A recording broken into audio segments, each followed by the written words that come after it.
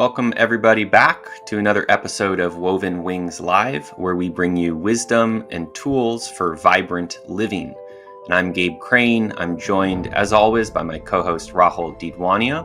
And if you enjoy listening to us, please share our podcast with a friend or leave us a review wherever you listen to podcasts. You can also join our newsletter, which is linked in the show description, to follow along the journey. Today, our topic is healing from chronic illness using Ren Xue. I'll try to stay on a more surface level, just going through, kind of the external manifestations of health issues and how they affected my life. The worst of it started when I was 13. Almost the first time that I got my cycle, my period, was I had a hemorrhage, so a cyst rupture on one of my ovaries.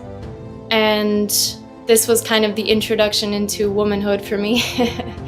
They actually diagnosed me with endometriosis, very advanced endometriosis, when I was, I think, 17 or 18. So I went 5 years without knowing what it was. Like, it was just, all they could tell me was that I had cysts rupturing in my ovaries. Like, they would just grow and they would just rupture and I would have hemorrhages, and they put me on codeine. Just this, like, not knowing what it was and how to solve it was really a big issue, really centered around that. So for 10 years, almost 10 years, my life I was a very sick person that always took painkillers regularly, and it just affected everything. So it's interesting because it actually became a huge part of my identity. I would almost say most of my identity really revolved around that. Like, that was who I was. And I remember I even came to a point where I would warn people when they got close to me. I would warn them that I can have these, like, very bad episodes and just in and out of the hospital. And it's hard to have a real objective view over that time, because I was just like, I wouldn't say, actually, this is interesting, I wouldn't say that I got addicted. I was warned a lot by the doctors that I was so young taking these very intense opioids.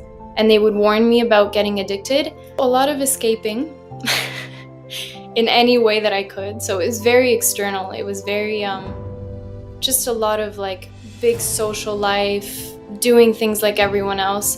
The interesting thing is, actually, it became so rooted in who I was in relation to myself. First of all, getting out of high school. In high school, I was just always surrounded. And I was still living with my parents. Well, either one, and I was always surrounded by people who would give me the attention that I thought I needed.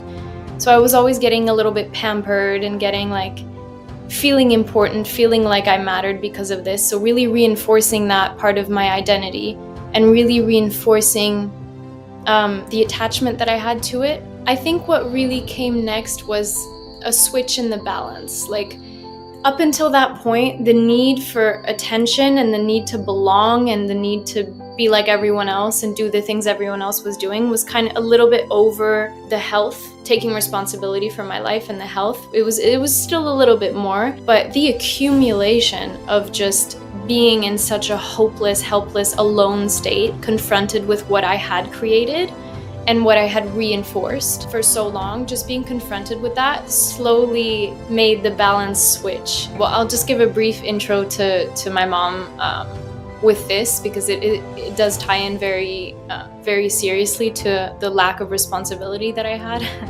She actually had also a health issue come up, a very serious health problem come up. She had a health issue. I had no idea about this. She didn't tell us anything. A friend of hers gave her a book about Ren Xue, and she read it, started practicing, healed herself almost immediately. I'm still very ignorant in everything. I have so much to learn and I need to grow. It's important to get into that control thing. Like you said, we cannot control everything. Actually, the only thing that you can truly control is yourself. And what's interesting about this sense of personal responsibility is there's also, with that, kind of a letting go of this. And I'm not saying I did it. I'm working on it. There's a need to really let go of this fear that, I can't remember the quote, but it's kind of people thinking that the universe is out to get you. It's not out to get you. It's just not. This is huge.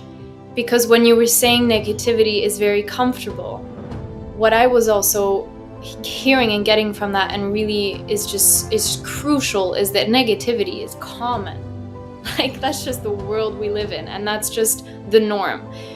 When someone passes away, it's normal to be very upset about it, cry, and I'm not saying that we shouldn't, but I'm just saying the normal situation when something considered negative or bad or something that shouldn't have happened, the reaction is always negative. And this is reinforced. If you want to just talk about this lifetime, it's reinforced your entire life. And then if you want to get into the past lives, how many lives has this been reinforced? That this is a negative thing that happened. Negative, negative, negative. Again, it's not polarized. Something seemingly negative can turn into a wonderful thing. Something that seems good can turn into something that is very bad for you. And this is just it's so hard to impose a value judgment when we operate based on ignorance. I have some people in my life that tell me, well, I just can't get out of this. Like, I don't understand how to change, and this is so hard. And I'm just like, yes, it's very hard. That's not, like, I'm working on it constantly every day. I can see myself also trapped in some old patterns still that I'm very much working on. One of the big things that has changed for me is that I'm extremely joyful and happy to do this work now. And in the beginning, before you really get into it, it can seem overwhelming, and it can seem like I don't even want to try, because it's just so huge. Like, because you just get so trapped in it and you just don't see a way out, which is fair enough, because coming back, cycling around, if we don't have those examples, it's just not going to happen. You're not going to invent it out of thin air.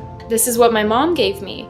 And then when I really got into this taking responsibility, I started going to retreats, and like I started reading a book actually from Ren Xue and from UNC. I fell in love with it right away, because I was understanding how it really says how hard it is, and it says why it's so hard. And I love it. Like, it's just, in a way, it's really reassuring, because it's not something that's telling you, you can change, it's easy if you want to. But once you start understanding and having access to those tools, it really becomes more joyful.